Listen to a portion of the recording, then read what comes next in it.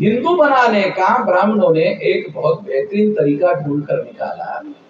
वो है मुसलमानों का और एससी एसटी ओबीसी का फसाद करवा दो। यदि आप उनको हिंदू कहना छोड़ दो तो भारत में ब्राह्मणों को हिंदू मुसलमान हिंदू मुसलमान हिंदू मुसलमान हिंदू मुसलमान हिंदू मुसलमान हिंदू मुसलमान हिंदू मुसलमान हिंदू मुसलमान हिंदू मुसलमान हिंदू मुसलमान हिंदू मुसलमान कहना बंद हो जाए। क्रिश्चियनिटी के लोग भी प्रचार करते हैं, अपना धर्म समझाते हैं। इस्लाम को मानने वाले लोग भी प्रचार करते हैं, धर्म समझाते हैं, सिद्धांत समझाते हैं। आपने कभी सुना ब्राह्मण अपने धर्म का प्रचार करने के लिए दूसरे के पास एससी एसटी ओबीसी के घरों में जाते हैं? अभी नहीं जाते हैं।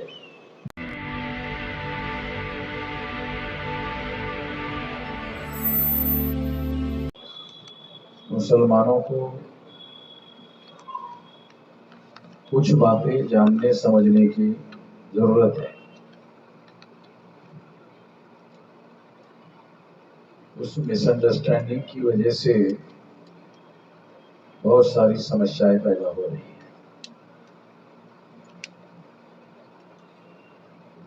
सबसे बड़ी मिसअंडरस्टैंडिंग क्या है मुस्लिम लोगों की? जो मुस्लिम नहीं है वो सारे हिंदू। ये पहले नंबर की मिसअंडरस्टैंडिंग है मुस्लिम लोगों की। जो मुस्लिम नहीं है वो सारे के सारे हिंदू।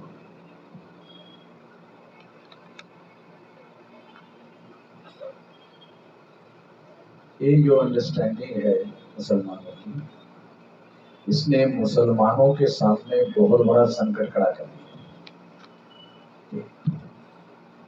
और इसने जो एससी एसटी ओबीसी के लोग हैं उनके सामने भी बड़ा संकट खड़ा कर दिया।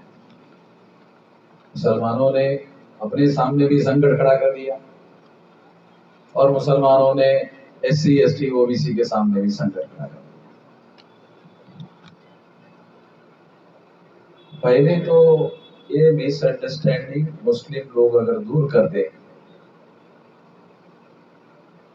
कि जो मुस्लिम नहीं है वो सारे के सारे हिंदू है, ये अगर अंडरस्टैंडिंग दूर कर दे मुस्लिम, ज़हनियत के स्तर पर, सोचने के स्तर पर अगर ऐसा सोचना बंद कर दे, सोचना केवल बंद कर दे, तो 50% समस्या का समाधान हो जाएगा। केवल सोचना बंद कर दे।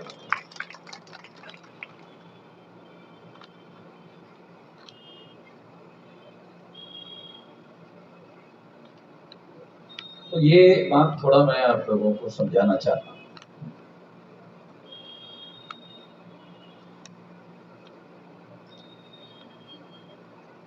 इस देश में ब्राह्मणों की संख्या 3.5% है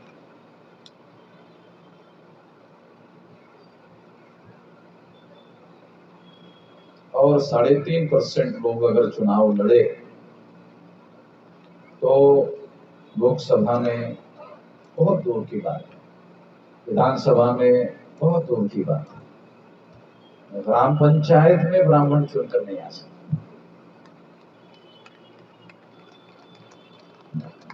ब्राह्मण जो है लोकसभा विधानसभा तो बहुत दूर की बात है। ब्राह्मणों की संख्या 3.5% है और ये ग्राम पंचायत में चुनाव नहीं जीत सकता। जो ग्राम पंचायत में चुनाव नहीं जीत सकता, उन ब्राह्मणों ने कांग्रेस का नाम लेकर 57 साल सेंट्रल में गवर्नमेंट बनाई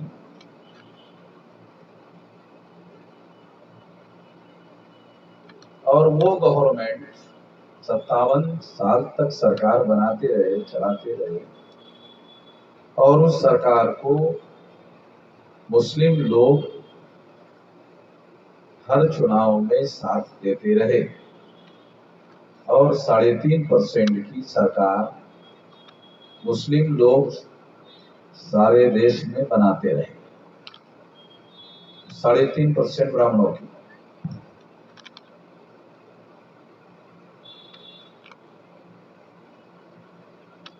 आप में से कुछ लोगों को ऐसा लग सकता है कि मैं शायद मुसलमानों को ब्लेम देने के लिए कह रहा हूं, कुछ लोगों को ऐसा लग सकता है, मगर मैं यहाँ कोई भी बात ब्लेम देने के लिए नहीं कह रहा।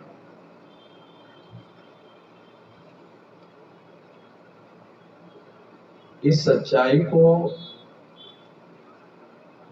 जिस दिन मुस्लिम स्वीकार कर लेगा तो परिवर्तन शुरू होगा,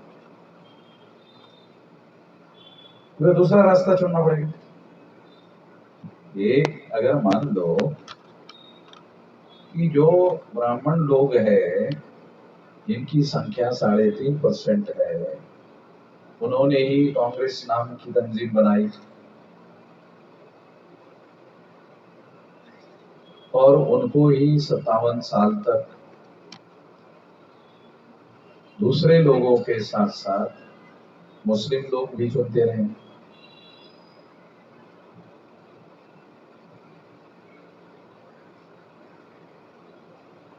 मैं ये क्यों कह रहा हूं, ये ब्राह्मण जालिम है और कई हजार साल का जालिम है। तो जालिम को चुनकर मजलूम कैसे खुश रहेगा? जालिम को अगर आप ताकतवर बनाओगे, मान लो आपने जालिम को ताकतवर बनाया, वो पहले से ही ताकतवर है, उसको आपने और ताकत बख्श दी, तो जालिम का तो चरित्र है ना। लोग उसको जालिम क्यों कह रहे हैं? वो हजारों सालों से अत्याचार कर रहा है, इसलिए लोग उसको जालिम कह रहे हैं। अगर उसको आपने ताकत बख्श दी, आप ऐसा कह सकते हैं, अरे हमने अकेले की थोड़ी की, आप लोगों ने भी कर दी। चलो ठीक है, आप जो कह रहे हैं आप लोगों ने भी कर दी, तो इसका मतलब है आप ऐसा मान रहे हैं कि हमने गलती की, आपने भी गलती की। तो मैं आप लोगों को ये कह रहा हूं कि मुसलमानों को 22.5% political reservation schedule caste schedule tribe तो है, जो 2-3 हजार साल से इलिटरेट रखे गए हैं, अनपढ़ और गवार रखे गए हैं। आपकी भाषा में अगर कहा जाए, आपकी लैंग्वेज में कहा जाए, आपकी भाषा मुझे बहुत अच्छी पसंद आती है, अनपढ़ गवार थोड़ा बहुत मतलब कमजोर शब्द लगता है। आपकी भाषा जाहिल इतना बढ़िया शब्द है, इससे बढ़िया शब्द है जाहिल। क्योंकि आप लोगों को अगर मैं अनपढ़ गवार कहूंगा तो आपको बात पूरी तरह से समझ में नहीं आएगी। अगर आपको ये कहा जाए कि जाहिल, तो हम तो जाहिल लोग हैं ना, है? हमारे पास कौन से अल्लाह ताला का आदेश है कि मजलूमों का साथ दो और जालिमों का विरोध करो? ऐसा कोई अल्लाह ताला का हमारे पास कोई आदेश है नहीं। आपके पास अल्लाह ताला का आदेश है, वो लिखित किताब है, लिखित आदेश है। अरे हमने तो जाहिलत में गलती की, जाहिल लोग हैं ना हम लोगों ने, जो नालायकी की वो तो जाहिल होने की वजह से की। आप लोगों ने गलती अल्लाह ताला का आदेश होने के बावजूद भी की, और अल्लाह ताला की बहुत बड़ी किताब जो है कुरान, लिखित आदेश होने के बावजूद भी गलती की।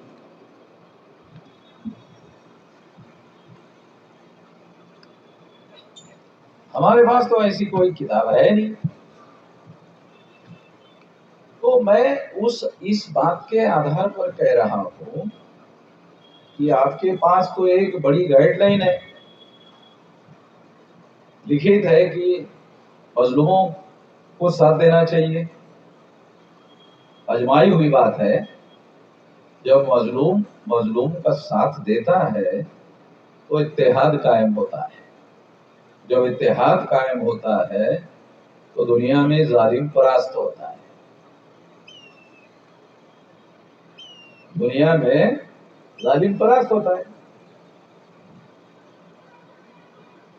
तो इसके लिए मुसलमानों को पहल करना चाहिए, मुसलमानों को पहल करना चाहिए था।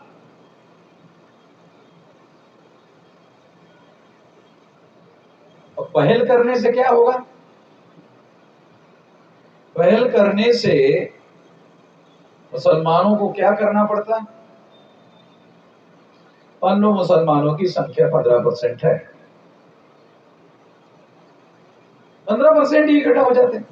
उसमें एक भी गैर मुसलमान आपके साथ नहीं आता, मगर आप सिद्धांत के लिए 15% इकट्ठा हो गए, मजलूमों का इत्तेहाद कायम करने के लिए इकट्ठा हो गए। तो आखिरत में अल्लाह ताला के पास जवाब देने के लिए तो है।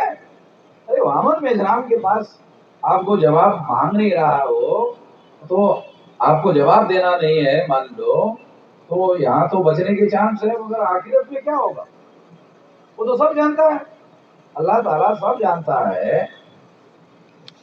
तो वहां कैसे जवाब देंगे? समझ आए ना?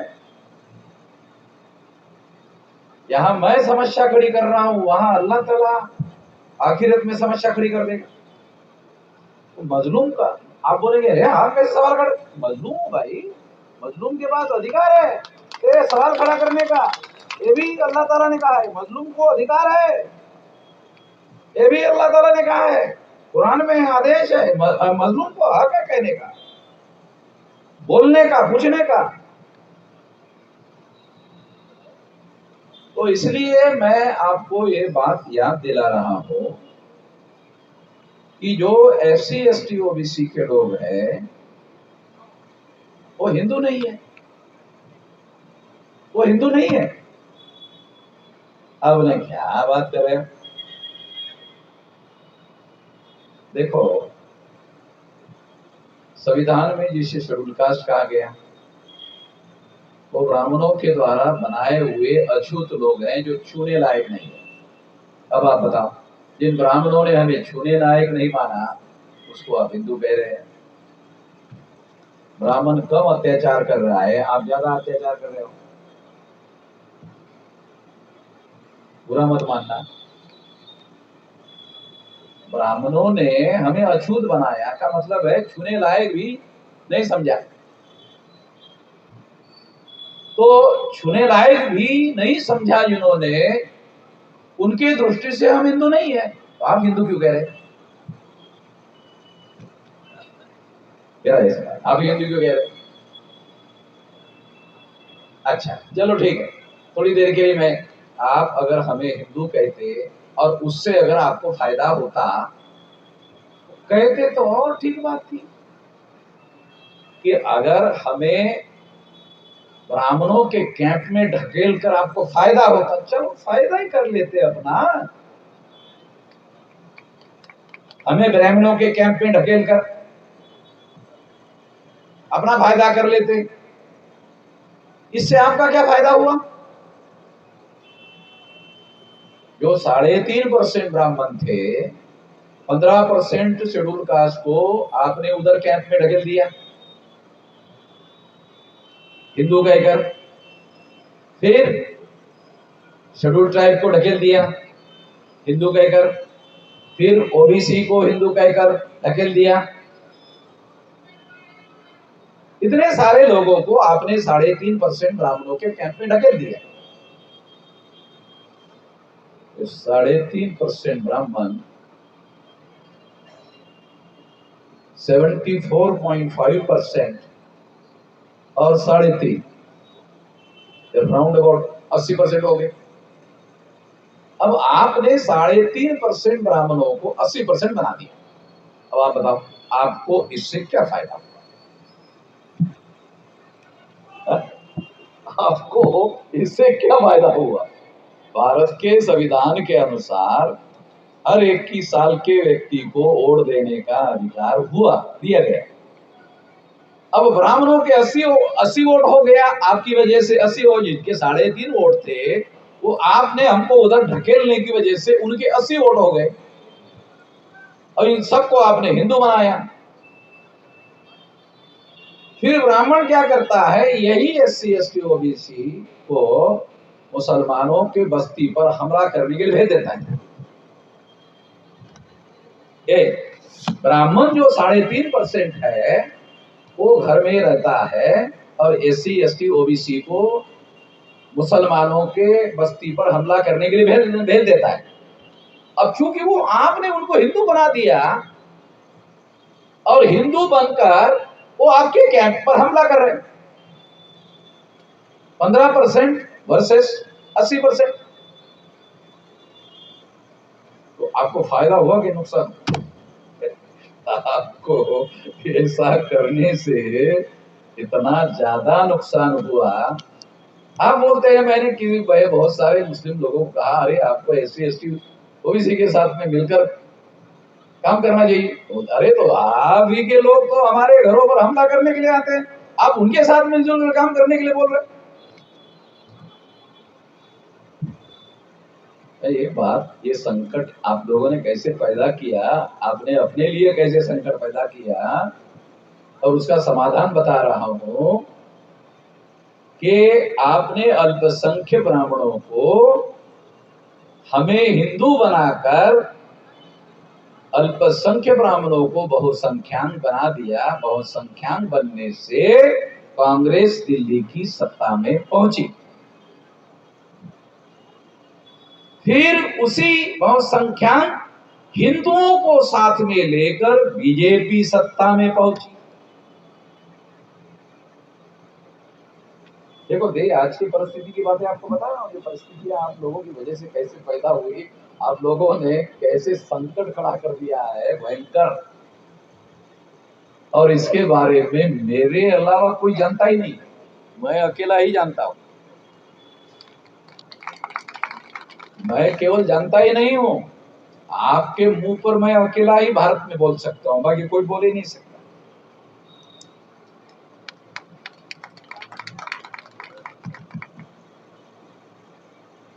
क्यों बोलता हूं? क्योंकि इसके पीछे मेरा दुर्भावना नहीं। मैं ऐसा कहकर आपको जगाना चाहता हूं, जागृत करना चाहता हूं कि यदि आप SC ST OBC को महाराष्ट्र के रेफरेंस में बोला जाए तो कुंजी मराठा को इंक्लूडिंग अगर आप हिंदू कहना छोड़ दो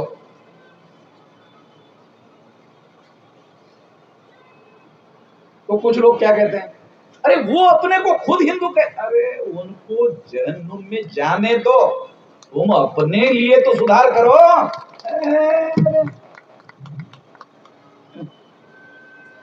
वो जहन्नुम में, जाहिल साला जहन्नुम में नहीं जाएगा तो कहां जाएगा? जाने दो ना जाहिलों को जहन्नुम में। उन जाहिलों की चिंता मत करो ना, वो मैं देख रहा हूं ना उधर, उधर मैं हूं।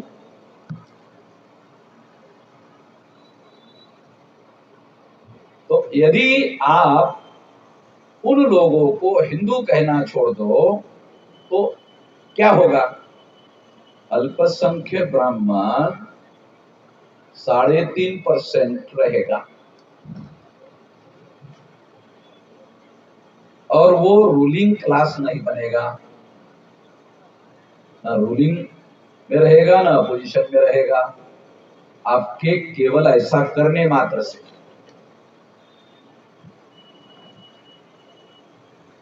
तो एक तो ये बात मैं आपको समझाना चाहता हूं, ये सुधार करो, इससे मुसलमानों का ही फायदा है। दूसरा, SC ST OBC के रेफरेंस में ये बात बता रहा हूं कि शेड्यूल कास्ट के लोगों को अगर ब्राह्मणों ने अछूत बनाया तो इस सिद्धांत के आधार पर अछूत हिंदू नहीं है, वो छूने के लायक भी नहीं रखा ब्राह्मणों ने। दूसरा, जो आदिवासी है उनको तो जंगलों में रहने के लिए मजबूर किया, तो सिविल सोसाइटी में भी आने नहीं दिया। जो पिछड़े वर्ग के लोग हैं, ओबीसी के लोग हैं, उनको ब्राह्मणों ने वर्णा सिस्टम में शूद्र बनाया। शूद्र का मतलब है अधिकार वंचित, उनको अधिकार वंचित बनाया।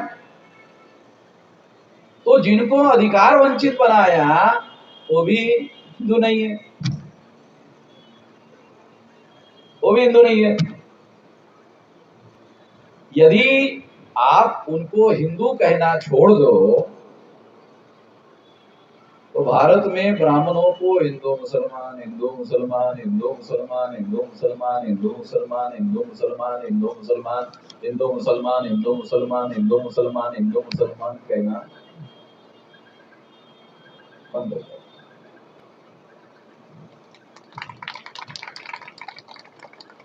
ब्राह्मण हिंदू मुसलमान कहता रहेगा, हम एससी एसटी ओबीसी के लोग जो है अपने को हिंदू कहना आप भी मना कर रहे हैं।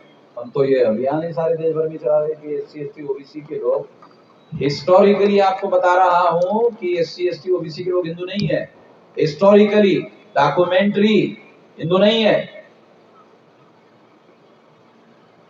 हिंदू क्या है? मुस्लिम लोगों का भारत में आगमन हुआ और यहाँ की प्रजा को मुस्लिम्स लोगों ने हिंदू कहा। ऐसा दयानंद सरस्वती, जो ब्राह्मणों का बहुत बड़ा रिलीजियस लीडर है गुजरात का, दयानंद सरस्वती, बाल गंगाधर लोकमान्य तिलक के पहले का ब्राह्मणों का सबसे बड़ा नेता दयानंद सरस्वती, वो कहता है हिंदू मुसलमान की दीवी गाली है।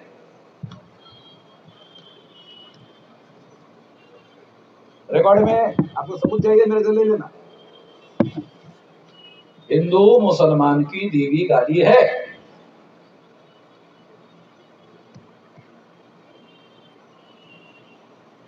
ये कब का? 19वीं शताब्दी, 1800 कुछ साल, 1800 के आगे। अब जब देश में एडल्ट फ्रेंचाइज की चर्चा शुरू हुई और इंग्लैंड में प्रौढ़ मताधिकार का कानून लागू हुआ, देखो बहुत फंडामेंटल बात बता रहा हूं, तो कोई भी बताने वाला नहीं है और किसी को समझ में भी नहीं आता। जब इंग्लैंड में एडल्ट फ्रेंचाइज यानी प्रौढ़ मताधिकार लागू हुआ, हर 21 साल के व्यक्ति को वोट का अधिकार लागू हुआ, तब ब्राह्मणों को लगा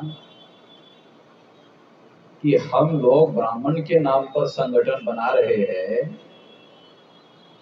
तो ब्राह्मण तो 3.5% है, तो हमारा तो सत्यानाश हो जाएगा। तो ब्राह्मणों ने दांवपेच के तहत कि अल्पसंख्यक ब्राह्मणों को बहुसंख्याक बनाना होगा, तब जाकर सेंटर में हमारी सरकार आएगी, सत्ता पर हमारा कब्जा होगा, तब हमारा वर्चस्व रहेगा, अन्यथा नहीं रहेगा। इसलिए ब्राह्मणों ने इस शब्द को, वो कहते थे कि हिंदू मुसलमान की दीवी गाली है, उस शब्द को आधार बनाकर संगठन बनाना शुरू कर दिया। और ये काम उन्होंने 1916 से आगे ये करना शुरू कर दिया। तो 1916-17 के आसपास इंग्लैंड में शुरू हुआ, और क्योंकि इंडिया ब्रिटिश इंडिया था, तो इसलिए पढ़े लिखे ब्राह्मण थे, उनको लगा कि ये ब्रिटिश इंडिया है, तो इंग्लैंड का कानून आज नहीं तो कल भारत में आएगा और एडल्ट फ्रेंचाइज भारत में भी लागू होगा और एससी एसटी ओबीसी को भी प्रौढ़ मताधिकार मिलेगा, तो एक संख्या के बल पर देश के हुक्मरान होंगे।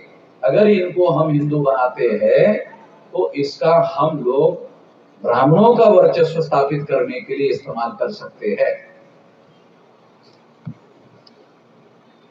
इसके लिए उन्होंने ये काम धाम शुरू किया।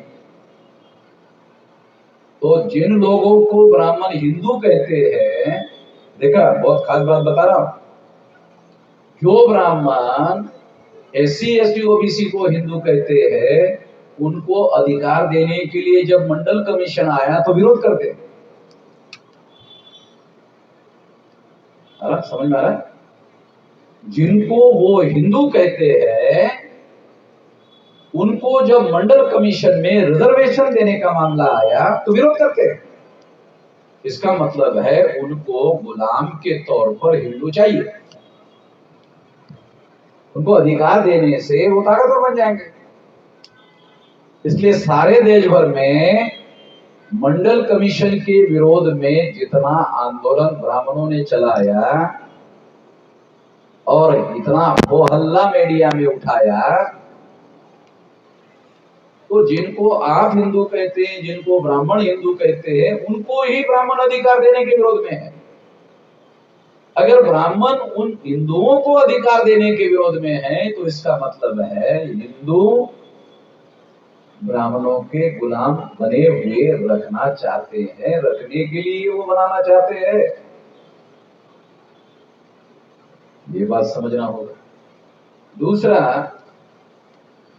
आप में से कितने लोगों को यह बात जानकारी है कि कभी कोई ब्राह्मण शेड्यूल कास्ट, शेड्यूल ट्राइब और बैकवर्ड क्लास के घर में हिंदू धर्म का प्रचार करने के लिए नहीं जाते हैं? कितने मुसलमानों को पता है? कभी कोई ब्राह्मण हिंदू धर्म का प्रचार करने के लिए, मुसलमान तो जाते हैं, मुसलमान तो अपने धर्म का प्रचार करने के लिए जाते हैं। सारे दुनिया में इस्लाम एक मिशनरी धर्म है, वो इस विचारधारा का प्रचार प्रसार करने के लिए सारे दुनिया में घूमते हैं। और सारे दुनिया में इस्लाम का प्रचार करने के आधार पर लोग, नए नए लोग जो मुस्लिम नहीं है वो मुस्लिम हो रहे हैं। ये सारी दुनिया में हो रही है, ये भारत में नहीं, सारे दुनिया में। क्रिश्चियनिटी के लोग भी प्रचार करते हैं, अपना धर्म समझाते हैं। इस्लाम को मानने वाले लोग भी प्रचार करते हैं, धर्म समझाते हैं, सिद्धांत समझाते हैं। आपने कभी सुना ब्राह्मण अपने धर्म का प्रचार करने के लिए दूसरे के पास एससी एसटी ओबीसी के घरों में जाते हैं? अभी नहीं जाते हैं। अब जिन्होंने उनको अछूत बनाया वहां कैसे जाएंगे? जो छूना ही नहीं चाहते वहां कैसे जाएंगे? जिनको जंगलों में रहने के लिए मजबूर किया उनके पास कैसे जाएंगे? जिनको उन्होंने वर्मा सिस्टम में शूद्र बनाया, अधिकार वंचित किया, उनके पास कैसे जाएंगे? और क्या बोलेंगे? क्या बोलेंगे ब्राह्मण? अछूत के पास जाकर बोलेंगे हमारे बाप दादाओं ने बहुत बड़ा पाप किया है, इस पाप की वजह से हमने आपको छूने लायक नहीं रखा है। ऐसा बोलने के जाएगा? ब्राह्मण जाएगा? और अगर मान लो गया तो जो शेड्यूल कास्ट के लोग हैं वो 10 जूता निकाले और ब्राह्मण को वो ही पीटेंगे और 10 जूता मारने के बाद बोलेंगे हाँ ये खो गया है। तो ब्राह्मण कभी हिंदू का प्रचार करने के लिए कहीं नहीं जाता, कभी नहीं जाता। ध्यान रखो, बहुत फंडामेंटल बात आपको बता रहा हूं। मगर मुस्लिम लोग एससी एसटी ओबीसी को जब हिंदू बना रहे हैं तो ब्राह्मण को जाने की क्या जरूरत है?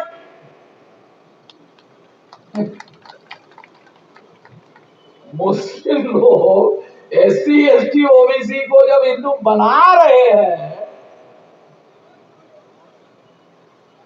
तो ब्राह्मण को जाने की क्या जरूरत है?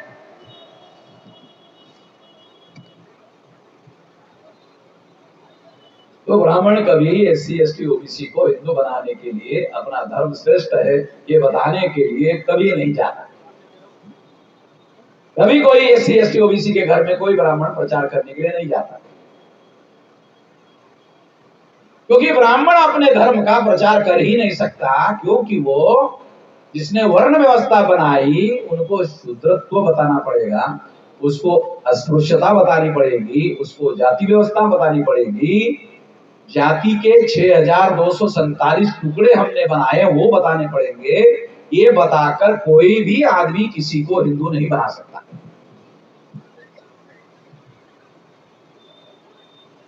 जब बना ही नहीं सकता तो कोई ब्राह्मण हिंदू का प्रचार करने के लिए जा कैसे सकेगा? जा ही नहीं सकता।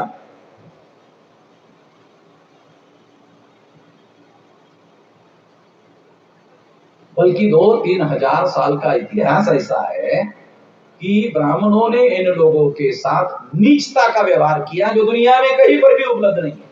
ऐसा व्यवहार दुनिया में मानवता के साथ जो ब्राह्मणों ने किया, ऐसा कोई इतिहास उपलब्ध नहीं है दुनिया में। तो उन लोगों के पास ब्राह्मण जाकर अपने धर्म का प्रचार नहीं कर सकता है, तो फिर SC ST OBC के जो लोग हैं वो हिंदू बनते कैसे हैं? तो एक बात आपको बताया मैंने, एक बात बताया क्या कि मुस्लिम उसको हिंदू कहते हैं, एक बात। दूसरी बात क्या है? हिंदू बनाने का ब्राह्मणों ने एक बहुत बेहतरीन तरीका ढूंढ कर निकाला, वो है मुसलमानों का और SC ST OBC का फसाद करवा दो। मुसलमानों का, देखो फसाद कभी भी ब्राह्मण मुसलमान का नहीं होता। भारत में फसाद कभी भी ब्राह्मण मुसलमान का फसाद नहीं होता। फसाद किसका होता है? SC ST OBC वर्सेस मुसलमान, इनका फसाद होता है। और जब फसाद होता है तो अखबार ब्राह्मणों के, संपादक ब्राह्मण, पत्रकार ब्राह्मण, तो टाइटल में खबर आती है फसाद किसके अंदर हुआ? SC ST OBC वर्सेस मुसलमान फसाद हुआ। अखबार में खबर क्या आती है? हिंदू मुसलमान का फसाद। फसाद किसके अंदर हुआ? SC ST OBC वर्सेस मुसलमान। और अखबार में खबर क्या जब कर आती है? हिंदू मुसलमान का फसाद। तो SC ST OBC को क्या लगता है? अरे साला हम हिंदू है क्या? अरे साला हम हिंदू है क्या? अखबार में जब खबर आती है तो हमारे लोग अरे साला हम हिंदू है क्या? तो SC ST OBC प्रतिक्रिया में हिंदू होता है।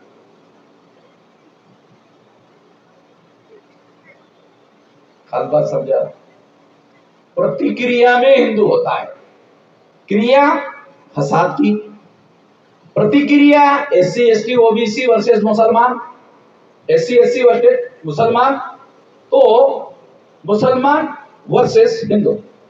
हाँ, इससे फसाद जो है आजाद भारत में, आजाद भारत में सबसे ज्यादा फसाद जब कांग्रेस संगठन मजबूत हुआ, जब कांग्रेस संगठन मजबूत हुआ, थोड़ा हिस्टोरिकल एनालिसिस कर लेना तारीखों के साथ, जब कांग्रेस संगठन मजबूत हुआ तो फसाद हो। कांग्रेस संगठन जब मजबूत हुआ तो फसाद हो गया। फसाद होने के बाद कांग्रेस ऊपर में सेकुलरिज्म की बात करती रही, प्रैक्टिकल में इम्प्लीमेंटेशन हिंदू थियरी को इम्प्लीमेंट करते रहे। सीक्रेट प्रैक्टिस, जो कांग्रेस का जो सीक्रेट प्रैक्टिस है वो हिंदू के नाम पर। इसलिए मुस्लिम लीग के लोग कांग्रेस को हिंदू पार्टी बोलते हैं। तो जो मुस्लिम लीग है वो कांग्रेस को हिंदू पार्टी। तो इस तरह से ये सारा खेल होता रहा। और SC ST OBC प्रतिक्रिया में जब हिंदू होता रहा तो ब्राह्मणों को इस्तेमाल करने के लिए SC ST OBC के नालायक लोग थे, लेकिन नालायक बनाया उनको, SC ST OBC को नालायक बनाया, ब्राह्मणों ने हिंदू बनाकर नालायक बनाया। फिर नालायक लोगों का इस्तेमाल तो किया जा सकता है ना, लायक लोगों का थोड़ी किया जा सकता है। कुछ लोगों को लगा अरे बेशराम जी आप गाली दे रहे, गाली नहीं, लायक ना लायक तरीका है। मैं तो आपको समझा रहा हूं कि जो लोग हैं इसको उन्होंने लायक नहीं रखा उसका इस्तेमाल कर रहा है। जो इस्तेमाल होता है वो नहीं ना नालायक है, जो इस्तेमाल होता है उन्हीं को तो नालायक कहा जाएगा। तो एससी एसटी ओबीसी के जो लोग हैं उन लोगों को ब्राह्मण लोग हिंदू के नाम पर मुसलमानों के विरोध में इस्तेमाल करते रहे, और जितने बड़े पैमाने पर एससी एसटी ओबीसी इस्तेमाल होते रहेंगे उतने बड़े पैमाने पर संविधान के अधिकार जीरो होते रहेंगे। संविधान ने आपको अधिकार दिया, मगर जैसे जैसे आप हिंदू बनते रहोगे वैसे वैसे आपके अधिकार खत्म होते रहेंगे, क्योंकि हिंदू के नाम पर आपको अधिकार नहीं है। आपको शेड्यूल कास्ट के नाम पर अधिकार है, आपको शेड्यूल ट्राइब के नाम पर अधिकार है, आपको ओबीसी के नाम पर अधिकार है। आप जैसे जैसे हिंदू बनते रहोगे वैसे वैसे आपको जिस अनुपात में हिंदू बनोगे उस अनुपात में संविधान जीरो होता रहेगा। अब खामखा आरएसएस के ऊपर संविधान के विरोध में काम कर रहे हो, ऐसा आरोप लगाते हो कि आरएसएस के लोग संविधान के विरोध में काम कर रहे हैं, संविधान नष्ट करना चाहते हैं। अरे तुम जब हिंदू बन जाओगे तो संविधान तो तुम्हारी सहमति से खत्म हो जाएगा और उसकी कोई प्रतिक्रिया भी नहीं होगी। तुम खुद ही मान लोगे संविधान हिंदुओं के विरोध में है तो संविधान खत्म हो जाएगा। संविधान फिजिकली खत्म करने के बजाय अगर अनुपातिक दृष्टि से जैसे जैसे एससी एसटी ओबीसी के लोग हिंदू बनते रहेंगे उस अनुपात में संविधान का प्रभाव धीरे धीरे धीरे धीरे धीरे धीरे कम कम कम कम होता रहेगा। तो कम होता रहेगा क्योंकि उसका समर्थन करने वाला वर्ग कम होगा। जितना अनुपातिक रूप से संविधान का समर्थन कम होगा उस अनुपात में संविधान का प्रभाव धीरे धीरे कम होगा। ये रणनीति है आरएसएस की। फिजिकली संविधान खत्म करने के बजाय जितना आपको हिंदू बनाएगा उतना संविधान खत्म होता रहेगा, क्योंकि शेड्यूल कास्ट के नाम पर अधिकार है, शेड्यूल ट्राइब के नाम पर अधिकार है, ओबीसी के नाम पर अधिकार है। और अगर इस नाम पर अधिकार है तो ये अधिकार हिंदू के नाम पर खत्म हो जाएगा। तो मैं आपको मुस्लिम लोगों के अधिवेशन में कहना चाहता हूँ कि आप लोग एससी एसटी ओबीसी को हिंदू कहकर हिंदू बनाने में मदद करके इच्छा ना होते हुए अल्पसंख्यक ब्राह्मणों को बहुसंख्यक बनाने का काम करते हुए तो आप लोग एससी एसटी ओबीसी के विरोध में काम कर रहे हैं। मुस्लिम लोग एससी एसटी ओबीसी के विरोध में काम कर रहे हैं। अगर मुस्लिम लोग एससी एसटी ओबीसी के विरोध में काम करेंगे तो एससी एसटी ओबीसी लोग मुस्लिम विरोधी हो जाएंगे। और इस तरह से आरएसएस का जो ट्रैप है, आरएसएस का जो कॉन्स्पिरेसी है, इसमें दोनों कम्युनिटी मुस्लिम भी और एससी एसटी ओबीसी दोनों ट्रैप पे फंस जाएंगे। अगर दोनों ट्रैप पे फंस जाएंगे तो लड़ते रहेंगे, वो लड़ाते रहेंगे तुम लड़ते रहोगे, और जब तक ये खेल चलता रहेगा तब तक हमारी समस्याओं का समाधान करने के लिए जो हमारा इत्तेहाद होना चाहिए, इत्तेहाद होने के बाद शक्ति होनी चाहिए, शक्ति होने के बाद संगठन बनना चाहिए, और संगठन के बल पर हमें अपनी समस्याओं का समाधान करना चाहिए। वो अवसर आएगा ही नहीं। अगर वो अवसर आएगा ही नहीं इस थ्योरी के आधार पर तो फिर हम अपनी समस्याओं का समाधान कैसे करेंगे?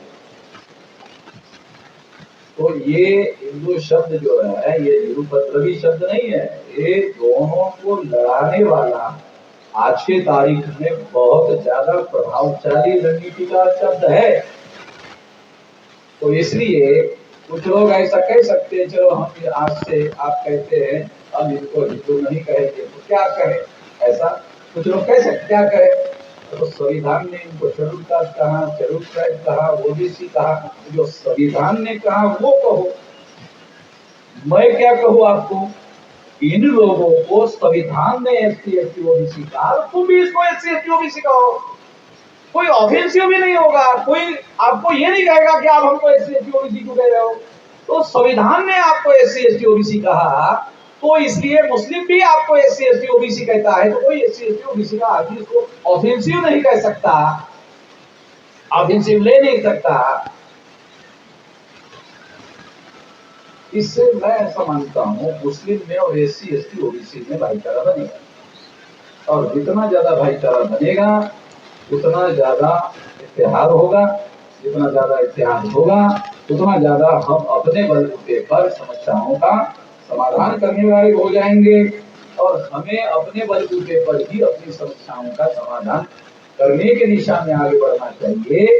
इसके लिए ही राष्ट्रीय मुस्लिम मोर्चा बनाया। अभी बराबर है ना? हमारा इसीलिए राष्ट्रीय मुस्लिम मोर्चा आरएसएस ने मुस्लिम राष्ट्रीय मंच बनाया। मुस्लिम राष्ट्रीय मंच हमने क्या बनाया? राष्ट्रीय मुस्लिम मोर्चा। अरे मुस्लिम राष्ट्रीय है, आरएसएस क्या कहते हैं? मुस्लिम राष्ट्रीय नहीं है, मंच राष्ट्रीय। आप लोगों को समझ रहे हैं? ब्राह्मण बहुत शातिर दिमाग आदमी है। ब्राह्मण क्या कहते हैं? मुस्लिम एलिमेंट जो है ये राष्ट्रीय एलिमेंट नहीं है, ये नेशनल एलिमेंट नहीं है। ब्राह्मण आरएसएस के लोग मुस्लिम को नेशनल एलिमेंट नहीं मानते, इसलिए उन्होंने संगठन का नाम क्या रखा? मुस्लिम राष्ट्रीय मंच। हमने क्या रखा? राष्ट्रीय मुस्लिम मोर्चा। ये मुस्लिम राष्ट्रीय एलिमेंट है, मुस्लिम जो है वो नेशनल एलिमेंट है। तो ये बगैर सोचे समझे वो ये नहीं कर रहे, बहुत गहराई से सोचकर कर रहे हैं। हम तो मुस्लिम को राष्ट्रीय एलिमेंट, राष्ट्रीय मान रहे हैं। ब्राह्मण मुसलमानों को राष्ट्रीय एलिमेंट ही मानने के लिए तैयार। तो इस बात को ध्यान में रखते हुए हम लोगों को अगर हम अपने अंदर सोचने के तौर तरीके में बदलाव लाने का काम करें तो बहुत सारी समस्याओं का हम लोग समाधान करने लायक हो सकते हैं। क्योंकि हम अपनी तंजीम या हम अपना राष्ट्रीय संगठन इसलिए बनाना चाहते हैं कि हम अपने बलबूते पर अपनी समस्याओं का समाधान करना चाहते हैं। क्योंकि ब्राह्मण लोग संगठित होकर हमारी समस्याओं का समाधान करेगा ऐसी संभावना नहीं है। धन्यवाद।